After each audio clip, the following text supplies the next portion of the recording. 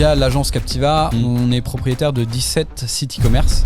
Notre job, c'est de générer le plus de ventes possible. On se dit toujours qu'il faut limiter le nombre de clics pour qu'une personne trouve son produit sur un site e-commerce. Si vous venez sur ma régie publicitaire, vous aurez les meilleurs stats, le coût par lead le plus bas, les leads les plus qualifiés. On onboard un nouveau commercial, on sait qu'il faut qu'il approche le rendez-vous de telle manière parce que c'est comme ça que performent les meilleurs. Moi je pense que le futur avec l'IA, c'est comment on exploite la data.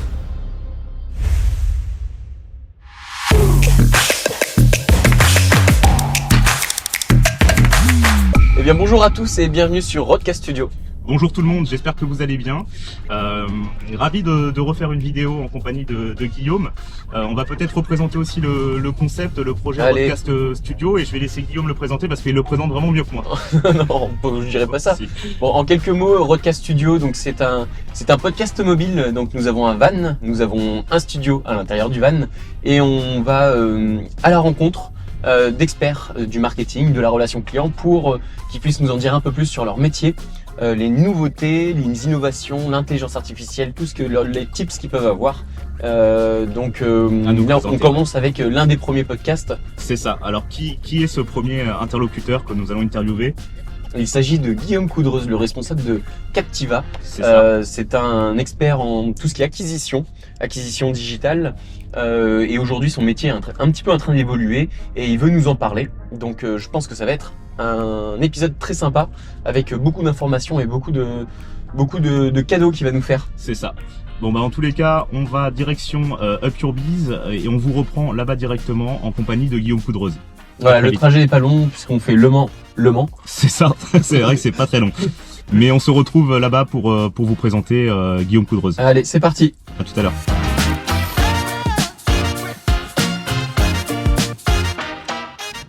Allez, on vient de couper le moteur, on est arrivé devant chez Up Your Biz, on va aller rencontrer Guillaume.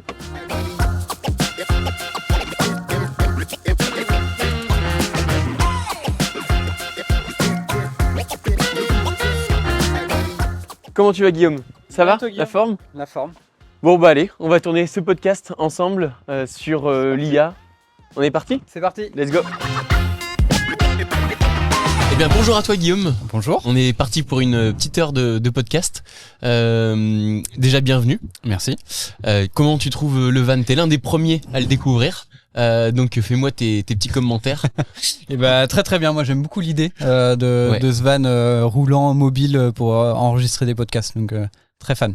En fait on avait pour objectif d'aller faire des podcasts auprès de nos clients, nos prospects, et puis on s'est dit qu'il y allait trouver un studio dans une ville, à droite, à gauche, c'était compliqué, donc on allait aller à leur rencontre directement en van. Donc là on est à ta rencontre au Mans. D'ailleurs, dans la ville de Up Your Biz et d'Iconcilio.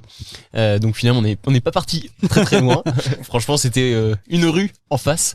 Donc on est ravis de faire l'un de ces premiers podcasts avec toi. Tu es Guillaume, donc un expert dans le web marketing, dans l'automatisation, dans l'intelligence artificielle. C'est des sujets qui sont hyper passionnants. Donc on va commencer par ça, par ta présentation. De toi et puis après on va partir un peu plus sur ton activité et puis sur ce que tu fais au quotidien. Je pense que ça peut intéresser notre audience de savoir quels sont les tips. D'ailleurs si t'en as, j'espère que tu vas pouvoir nous les dévoiler et que tu vas pas tout garder pour toi.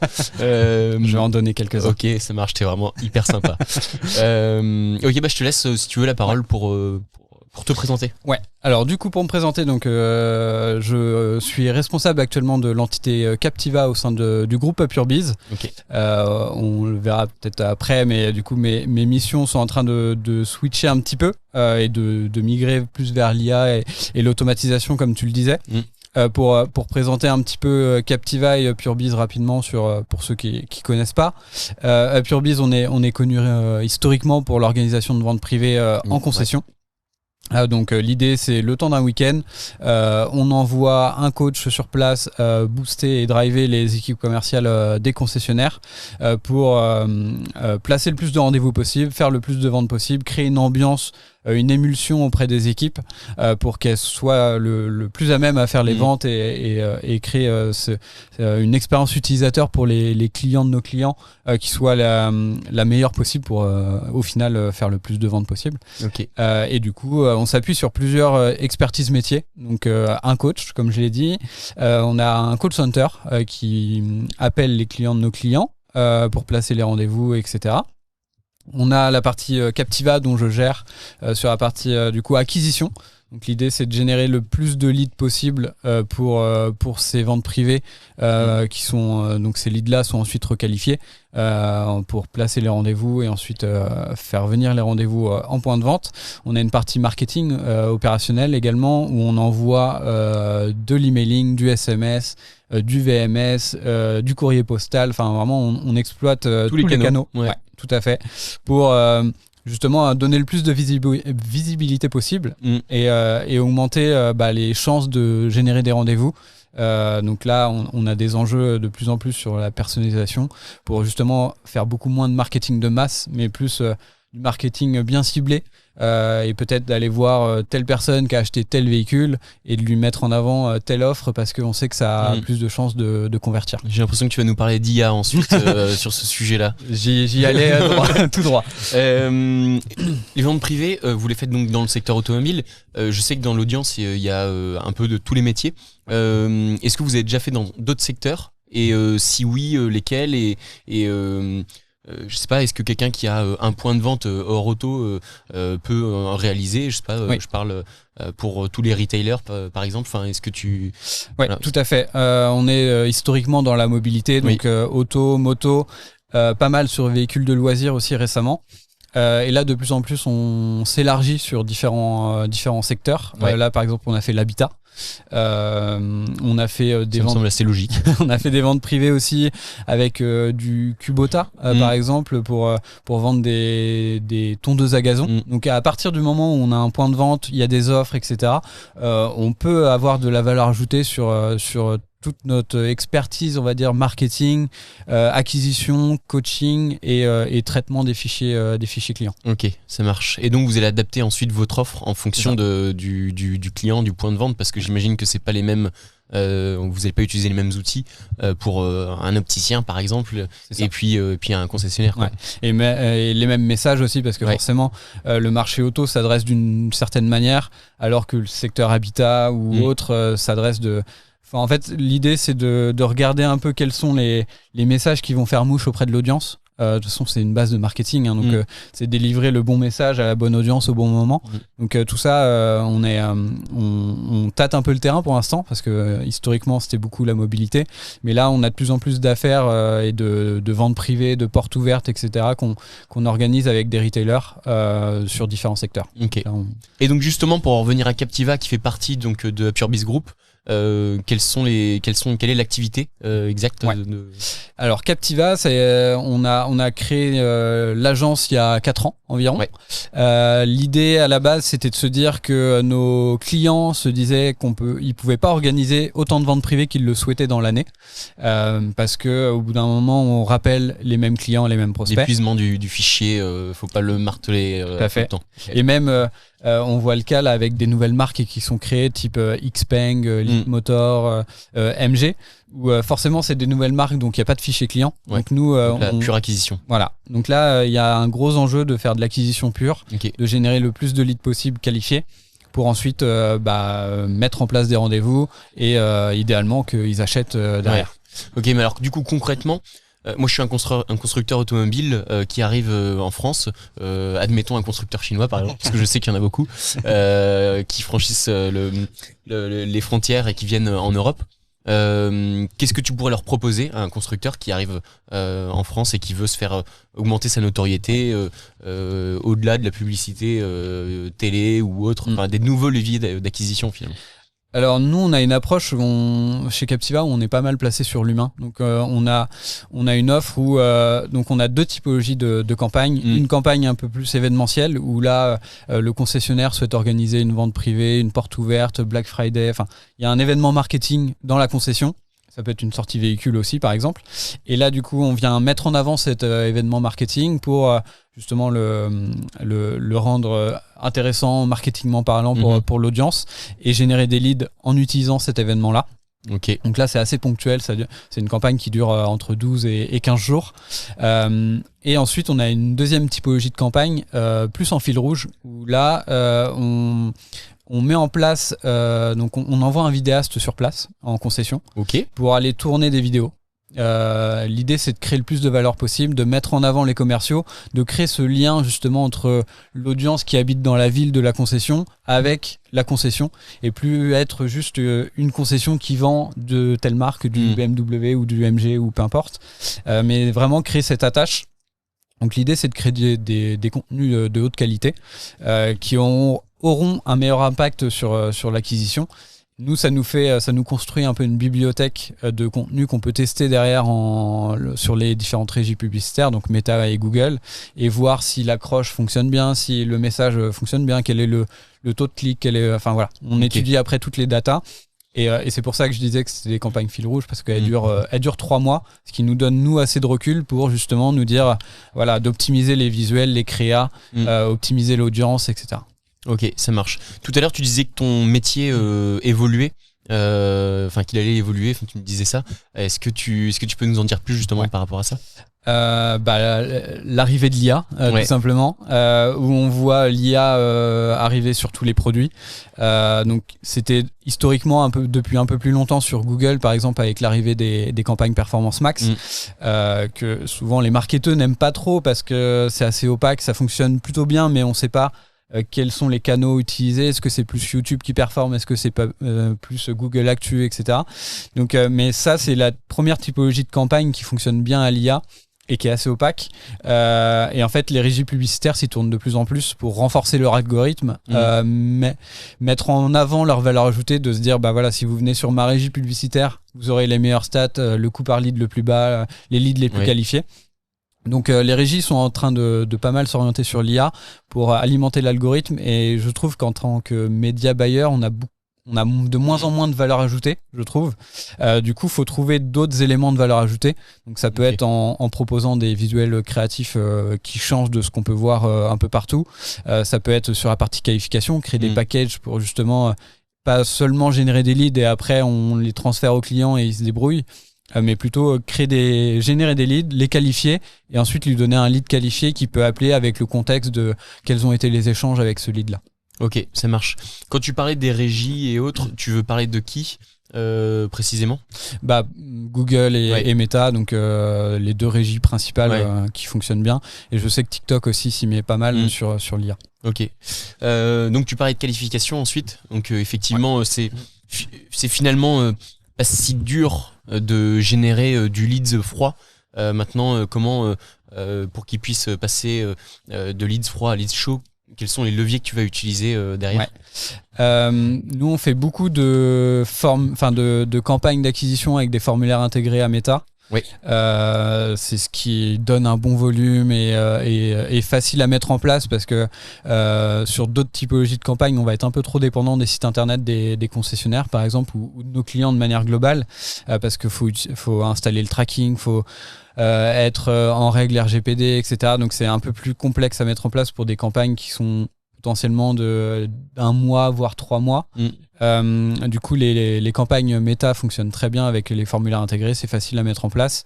Nous, on a des leviers de mettre des questions qualifiantes sur les formulaires. Pour justement essayer de réduire le volume mais augmenter la qualité. Et ensuite, on a des leviers de qualification, donc soit via notre call center qui est basé au Mans, ou soit avec les équipes d'Iconcilio sur de la qualification par SMS. Ok, donc là c'est une fois que le lead est généré, donc vous avez les coordonnées, là vous allez les réchauffer, vous les réorienter, les requalifier par du call ou du messaging. Ok, ça marche. Est-ce que tu peux nous parler un petit peu de ton personal branding, de tout cette chose, il me semble que tu as une newsletter, donc si tu veux nous en parler, ça peut être génial. Avec plaisir. Moi, historiquement, j'ai utilisé Make assez rapidement dans ma carrière marketing. Oui. Donc Make, pour ceux qui connaissent pas, à l'époque, ça s'appelait Integromat et je l'utilisais à cette époque-là quand ils avaient leur ancien nom. Et en fait, c'est un outil no-code qui permet d'automatiser des tâches. Donc par exemple, je sais pas, je reçois un email, je déclenche telle action derrière, je reçois un lead sur Meta, je l'envoie aux équipes Concilio pour qu'ils le qualifient par SMS, je l'envoie au call center chez nous pour... donc voilà, il y a pas mal de cas d'utilisation. Et j'ai beaucoup utilisé cet outil-là, pardon. Ça, tout le monde peut l'utiliser, parce que tu dis justement, parce que toi, t'as pas un profil tech, quoi. De plus en plus, mais c'est parce que ça m'intéresse et que c'est super intéressant. Et l'IA, justement, ajoute cette facilité d'accès, je trouve, à la tech. Mais en soi, oui, tout le monde peut l'utiliser. Un marketeur peut utiliser l'outil. C'est via des modules, c'est très visuel. Et ça, les gens, souvent, connaissent un peu plus son concurrent qui est Zapier. Mais voilà. Et en fait, l'idée de ma newsletter, c'était de me dire c'est un outil génial, mais par contre quand on commence, on peut connecter toutes les applications ensemble et on peut faire toutes les actions qu'on veut. Donc c'est compliqué de se lancer dessus parce qu'il y a tellement de possibilités qu'on peut ne même pas savoir par quoi commencer. Donc moi, mon idée, c'était de me dire chaque semaine à l'époque, je publie un scénario pour donner des idées aux gens, de se dire voilà, on peut faire ça et qui connaissent un peu des cas d'application concrets de comment on peut utiliser l'automatisation, ce que ça peut faire gagner comme temps, ce qu'on peut faire aussi avec l'IA, parce que ces outils-là ont explosé grâce à l'IA, parce que forcément on peut connecter des points de data, impliquer du chat GPT, Gemini ou autre, et apporter encore plus de valeur ajoutée, parce qu'on se connecte entre les outils et qu'on peut mettre une couche d'IA assez facilement grâce à ça. Donc ma newsletter, l'idée c'était de faire ça. Là, est-ce que tu as automatisé ta newsletter? J'essaye de plus en plus pour optimiser le temps de création. Là, j'en suis actuellement à 27-28 scénarios postés et plus de 2000 abonnés. Donc c'est pas mal, ça prend bien. Après, de toute façon, je pense que l'IA va nous permettre aussi d'optimiser notre productivité, optimiser notre temps pour tous, et même sur les tâches qui sont à forte valeur ajoutée et moins faible. Donc là, effectivement, j'ai l'impression que la newsletter, elle met en exergue un peu ce sujet-là. Et puis ça, en tant que personne, je trouve que c'est intéressant parce que ça force un peu à sortir un peu de son confort, de son métier, sur par exemple de l'acquisition que je peux faire, et d'aller voir d'autres outils, de tester d'autres choses, c'est des choses après que je peux mettre en place chez Captiva et chez PureBiz. On a fait par exemple chose toute bête, mais par exemple, on travaille avec un groupe auto où on analyse les CV qu'ils reçoivent. Donc, dès qu'ils publient une annonce d'emploi, automatiquement, on vient récupérer le CV. On vient récupérer l'annonce pour laquelle la personne a postulé et on prend le descriptif de l'entreprise. On vient matcher tout ça pour se dire est-ce que la personne et le CV est qualifié par rapport à l'annonce, et de faire un court résumé du CV, de faire une analyse et ensuite de donner une note de pertinence pour essayer d'accélérer un peu le travail des chargés de recrutement, parce qu'elles reçoivent beaucoup de CV. Non, bien sûr. Et du coup, ça leur donne un sens de priorité, de se dire ok, ces CV-là, l'IA l'a noté 5 sur 5, donc je les traite en premier, je les appelle en premier, et on a de très bons résultats. Parce qu'on a comparé en tout cas les notes avec les recrutements, et à chaque fois les notes, enfin les CV qui sont le mieux notés ont été recrutés. Raison d'entreprise derrière, ils ont été recrutés. Ok. Et tu as des chiffres justement sur le nombre de la classification, sur le nombre de CV, le gain de productivité pour les RH par exemple, enfin tout des chiffres quoi. Là on est en train de scaler sur ce projet là. On a commencé assez simplement à analyser CV par CV, enfin pas CV par CV mais poste par poste, et annonce par annonce, avec un brief détaillé du manager, donc de dire moi je cherche une personne qui est à l'aise avec l'informatique, qui a déjà fait telle expérience, etc. Donc c'était assez individualisé. Donc là ça marchait bien, et petit à petit on monte en puissance, et là on analyse une vingtaine de CV, une vingtaine d'annonces en même temps. Donc en termes de nombre de CV, ça fait plus de entre 1000 et 2000 CV analysés. pour l'instant. Donc là, en fait, là, tu nous parles de RH finalement. Et toi, au début, t'étais pas du tout spécialisé dans ça. Enfin, je veux dire, en fait, ta compétence métier tourne autour de l'IA et tu viens finalement imbriquer cet outil-là dans tous les métiers qu'on peut avoir.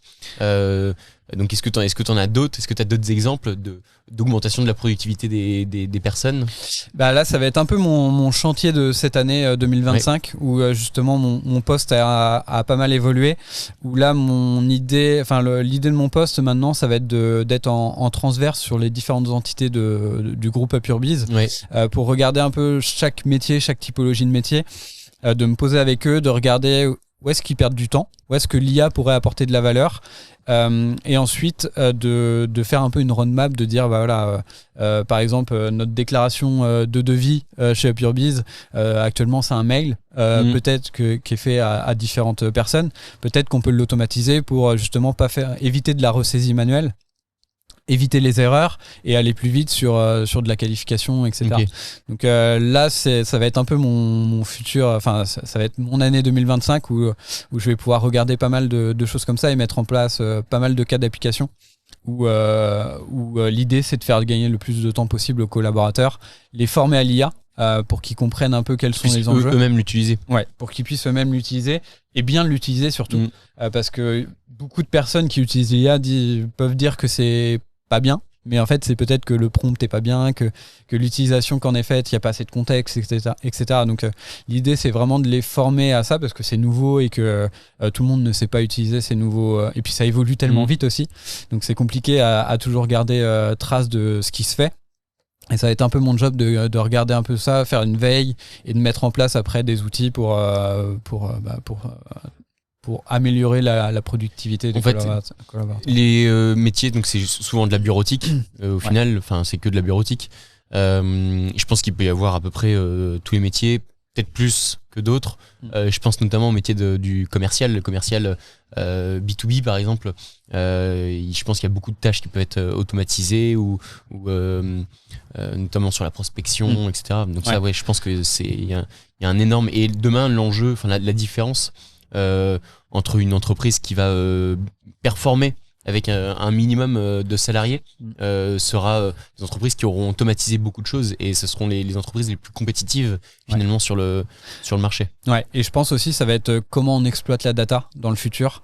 Par exemple, là nos commerciaux utilisent une solution d'enregistrement audio de réunions et de visio. Oui. Et l'idée là c'est de récupérer aussi tous les transcripts pour stocker cette data-là, regarder un peu les transcripts de ce qui se disent pendant les réunions, et ensuite de pouvoir analyser les meilleurs commerciaux, comment ils approchent leur rendez-vous, comment ils approchent leur visio, et de faire tourner un modèle IA qu'on a en interne, qui est open source, et qu'on fait tourner sur une machine en interne pour justement aller regarder toutes les datas qu'on peut récupérer sur cet outil-là, pour ensuite en faire un playbook, de se dire demain on onboard un nouveau commercial, on sait qu'il faut qu'il approche le rendez-vous de telle manière parce que c'est comme ça que performent les meilleurs, et que voilà. Donc il y a pas mal de... Là c'est la formation à fond quoi.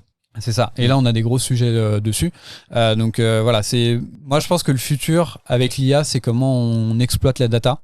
Et pour ça, faut la stocker, faut en faire quelque chose, faut faire tourner.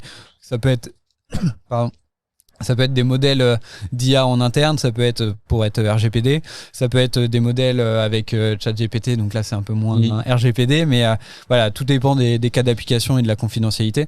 Mais l'idée, ça va être dans le futur du marketing et des entreprises qui fonctionnent, je pense, ça va être beaucoup de l'utilisation des data et de l'IA. Donc pour continuer finalement sur l'intelligence artificielle, donc là on parlait de comment optimiser la productivité et aller se focaliser sur les tâches à forte valeur ajoutée. Nous on a eu un projet commun qui était de développer une IA sur un des sites e-commerce que vous aviez développé. Ça c'est un sujet qui nous intéresse. Est-ce que tu peux nous en dire un peu plus sur ce volet-là? Ouais. Alors pour expliquer un petit peu, donc via l'agence Captiva, on est propriétaire de 17 sites e-commerce. Et à chaque fois, on est en partenariat avec une concession. Donc, nous, on fait toute la partie digitale, création de site, référencement naturel, expérience utilisateur. Donc, notre job, c'est de générer le plus de ventes possible. Ok. Avec le panier moyen le plus haut possible, etc. Votre business model, c'est de prendre une commission sur les ventes. Un pourcentage du CA hors taxe. Okay. Donc forcément, plus on fait de CA sur les sites, plus on se rémunère et plus le concessionnaire il est content. C'est ça. Mais ce qu'on a vu sur ces sites-là, c'est que du coup, à chaque fois, c'est un magasinier qui est en concession, qui est sur la partie opérationnelle, d'expédition des commandes, retour SAV, etc. Et forcément, la plupart des magasiniers sont pas formés au digital initialement, donc c'est des métiers qu'ils apprennent. Et sur toutes les questions que peuvent avoir les personnes, les visiteurs de nos sites, sur est-ce que telle pièce est disponible, est-ce que tel accessoire est disponible, quand est-ce que je vais avoir mon colis, etc. Là-dessus, ils sont pas formés. Et ça leur prend du temps, alors que eux aussi ils ont la partie magasin à gérer de la concession, donc ils sont souvent splittés sur les deux. Et du coup on s'était dit que c'était intéressant de mettre un chatbot basé sur l'IA pour justement répondre à toutes les demandes des visiteurs du site. Donc déjà nous, ça nous donne beaucoup de matière parce que nous, en tant que créateurs du site et référenceurs, etc., on n'est pas en contact avec les visiteurs. On ne sait pas trop en fait ce qu'ils cherchent exactement sur le site, quelles sont les questions qui peuvent se poser, etc. Donc nous, on peut analyser les conversations qu'a le chatbot pour ensuite optimiser notre site. Ça peut être la zone de FAQ, ça peut être la fiche produit si on se rend compte que y a beaucoup de questions qui se disent on cherche la compatibilité de tel accessoire avec tel modèle par exemple. Et nous ça nous donne de la data encore une fois pour justement améliorer notre site internet. Ok. Donc là il y a eu le premier bénéfice, ça va être de pouvoir faire un gain de temps pour le magasinier qui est en concession et qui doit gérer tous les colis et autres et toutes les appels entrants finalement, donc c'est un peu un désengorgement du flux téléphonique et des mails entrants. Se concentrer sur sa valeur ajoutée qui est gérer son magasin avec ses pièces. Vous côté marketing, finalement ça vous permet d'avoir des retours, des feedbacks des utilisateurs du site et donc de pouvoir l'optimiser derrière. Est-ce qu'il y a d'autres bénéfices au chat conversionnel? Le taux de conversion, parce que forcément si en fait c'est dans l'expérience utilisateur, on se dit toujours qu'il faut limiter le nombre de clics pour qu'une personne trouve son produit sur un site e-commerce. Et là, l'idée du chatbot, c'est de dire, moi je recherche, je sais pas, un stylo de retouche sur ma Mazda parce que j'ai une rayure. Je peux directement poser la question au chatbot et il va me donner directement le bon lien pour aller directement sur la page et ajouter à mon panier. L'achat automatiquement. Et pourquoi pas après demain de orienter l'IA aussi pour dire vous achetez un stylo de retouche, potentiellement on sait que beaucoup de personnes achètent tel autre produit en même temps, donc pourquoi pas avec un chiffon, un machin, un truc. pour bien nettoyer sa voiture avant de mettre sa retouche. Donc pourquoi pas faire du cross-sell et de l'upsell aussi avec le chatbot. Ok, ça marche. Est-ce que vous avez un nombre de conversations sur un nombre de visiteurs pour voir la quantité de chats que vous avez pu avoir et je sais pas même la qualité des réponses qui sont données? Sur les premiers tests qu'on a eu, donc ça a tourné les 2 premières semaines, on a fait un checkpoint et on a généré plus de 130 conversations. Ok. Sur un site qui génère quoi en trafic, tu sais? Donc en CA, je sais, en trafic, c'est environ 10 000 sessions par mois. Ouais, ok. Et 2 semaines, là, donc en gros, c'est 200 conversations par mois si. Voire peut-être même un peu plus. Après, ça dépend. Forcément, sur les sites e-commerce, il y a un peu une saisonnalité où dès qu'il y a les soldes, Black Friday et autres, on a plus de trafic. Oui, là, on est plutôt en période creuse. Et déjà nous le bénéfice ça a été assez direct, c'est de regarder les conversations et de voir que nous sur notre site e-commerce on vend beaucoup d'accessoires, donc ça va être barre de toit, jantes, stylo de retouche, mais pas de pièces détachées. Donc pièces plus mécaniques de filtre à air, etc. Et 40% des conversations étaient liées à ces pièces détachées là. Donc c'était des personnes tout simplement qui se disaient est-ce que je peux commander mon filtre à air ou autre pour ma Mazda. Du coup nous ça nous donne de la matière pour dire en fait faut qu'on travaille sur notre catalogue produit pour qu'on ajoute ces pièces détachées parce qu'on sait qu'il y a de la demande et que si on les ajoute et qu'on fait l'effort d'ajouter et de référencer toutes ces pièces, elles seront commandées et on aura un retour sur investissement. Donc après, ce chat, il a été développé par Iconcilio. Mais par contre, finalement, le taf, c'est un peu toi qui le fais parce que tu nous as donné en fait la matière pour pouvoir le développer, cet outil de chat. Donc comment tu nous as alimenté et comment tu nous as accompagné dans le développement? C'est nous qui l'avons fait, mais on a eu besoin de tout ce que tu nous as donné. Bah c'est le concept de l'IA, faut lui donner le plus de data possible pour qu'il soit pertinent. Donc nous on a exporté tout le catalogue produit, donc avec toutes les URL, tous les prix, tous les intitulés de produits, les compatibilités avec tel ou tel modèle de la marque. Donc ça c'était la première base, on va dire. On a exporté tous les articles de blog qu'on a écrits. Donc il y en a plus d'une vingtaine qui expliquent comment bien choisir sa barre de toit, etc. Donc vraiment fournir toute la data possible à l'IA pour qu'elle puisse répondre confortablement à toutes les conversations. Ensuite on a exporté les modalités de paiement avec plus la partie livraison, de dire voilà on peut livrer en Colissimo, c'est tant parce que nous c'est sur des tranches de prix, donc vraiment qu'il ait tous les détails sur cette partie là, et un export aussi de l'historique pour savoir quel était le moyen de livraison des commandes chez nous. Donc voilà, donc c'était l'idée, c'était de donner le plus de data possible, et là on est en train de voir pour se connecter en direct pour que dès qu'on fait une modification sur les produits en back-office, que l'IA soit automatiquement mise à jour pour que on n'ait pas à faire des exports dans tous les sens et régulièrement, et ça rejoint un peu la logique de l'automatisation pour perdre le moins de temps possible et faire en sorte que l'IA soit toujours à jour sur notre site. Ok. Et au niveau des hallucinations ou autres, est-ce que tu peux nous donner des chiffres sur le nombre de conversations et le nombre de conversations qui ont été abouties? Alors on a fait des tests. Au début, il y avait des hallucinations. On demandait, par exemple, j'ai une Mazda 3 de couleur bleue, il me faut un stylo de retouche, qu'est-ce que tu peux me conseiller? Et là, il recommandait pas la bonne couleur. Donc on a fait pas mal d'ajustements. Et on est arrivé vraiment à une version où là maintenant il n'y a plus d'hallucinations. En fait, de celles des conversations qu'on a observées, en tout cas il y en a aucune. Après, de votre côté, je sais qu'il y a quand même un monitoring humain pour regarder un peu les conversations et dans un premier temps aussi s'assurer que il n'y ait pas d'hallucination et que ce soit toujours cohérent par rapport à ce que demande la personne. Donc là-dessus, non, aucun souci. C'est vrai qu'il y a une vraie montée en compétences en fait. L'IA, c'est pas genre juste on fait des paramétrages et puis basta, on y va. Je pense qu'il faut toujours qu'il y ait une supervision de l'humain et qu'il soit là pour lui aussi, pour l'alimenter, pour le faire évoluer. Finalement, c'est pas pour moi une technologie qui est fixée dans le temps.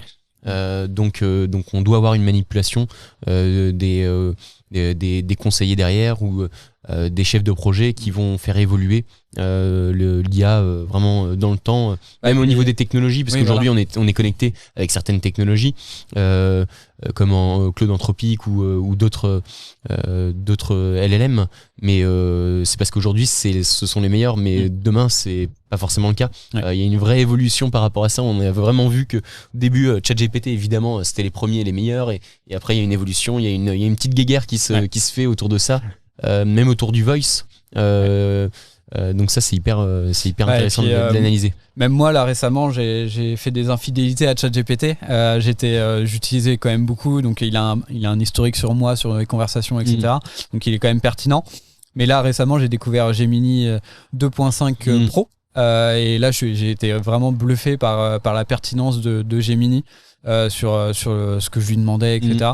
Donc maintenant j'ai un peu transitionné vers un nouveau modèle, mais je sais que demain potentiellement Anthropic peut revenir dans la course, et en fait ça dépend aussi des cas d'application. Les IA ont, par exemple la ChatGPT récemment sur l'image a fait un énorme bond en avant, donc il faut toujours regarder, être en veille permanente en fait. Et je suis sûr que entre le temps où on a mis en place le chatbot sur le site Mazda et maintenant il y a un nouveau modèle qui est sorti, donc forcément ça implique des nouveautés, etc., des mises à jour, donc il y a plein de belles choses à faire sur ça. Finalement l'enjeu technologique il est plutôt de réaliser cette veille là et de capter les meilleurs et de se connecter aux meilleurs, et d'être assez agile, je pense, pour switcher de modèle si on se rend compte qu'un autre modèle est plus pertinent pour notre cas d'application. Exactement. Donc c'est vrai qu'on a parlé de pas mal de sujets en lien avec l'intelligence artificielle. En même temps, c'est un sujet qui est ultra d'actualité et qui est en pleine évolution. Donc je pense que ça va vraiment intéresser notre notre audience.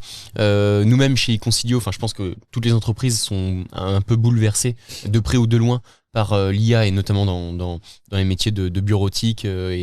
Donc c'est vraiment important. Et nous-mêmes chez Consilio, notre positionnement de base était très orienté sur l'humain. Et aujourd'hui, en fait, on est sur un mixte entre l'IA et l'humain sur nos métiers du marketing conversationnel.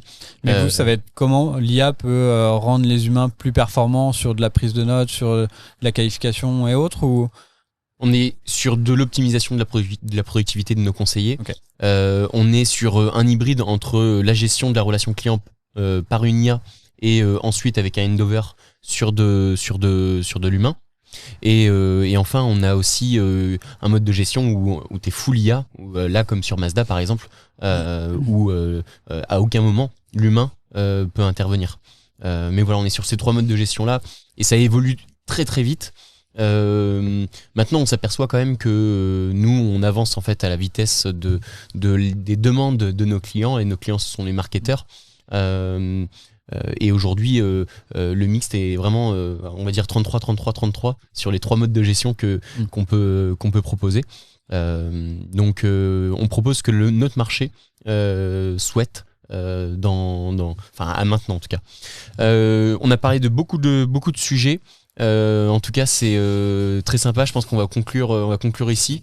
Tu vois, tu peux repartir avec un petit sticker que tu vas pouvoir coller sur mon ordinateur. Sur ton ordinateur, t'en as même 2, regarde, t'en as une sur l'autre sur ta tablette. Donc franchement c'était très sympathique de pouvoir t'écouter aujourd'hui. Merci. Je pense que vraiment ça va pouvoir aider notre audience.